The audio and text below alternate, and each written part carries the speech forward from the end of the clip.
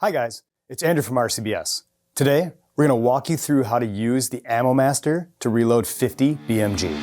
Here's Fred entering his office reloading area with a line of RCBS dies.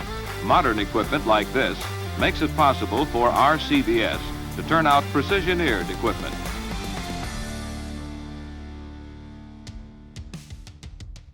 For loading the 50 BMG, remove the top black bushing and install the 1 1/2 inch dies, threading them directly into the press.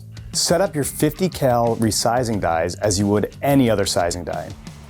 Once your cartridge is resized, let's move on to the priming. The 50 BMG pack comes with a RAM priming unit. To use the RAM primer, remove the die from the top plate, install the bushing back in, remove the 50 cal shell holder from the RAM, and thread it into the bushing. Then install the RAM priming adapter into the press RAM.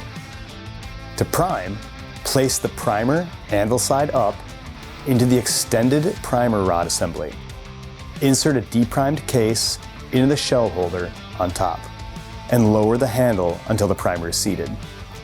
Primer should be seated between 2 and 4 thousandths of an inch below the case head.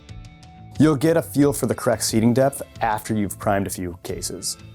Now, after you charge your case with trusted load data, we'll seat the bullet. Remove the RAM priming unit and bushing from the press. Install the seater die directly into the top plate.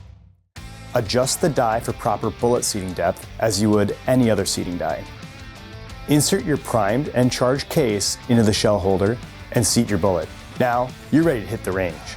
That's the AmmoMaster-2 and the AmmoMaster 50 BMG pack, RCBS's answer for loading the 50 BMG or any other cartridge.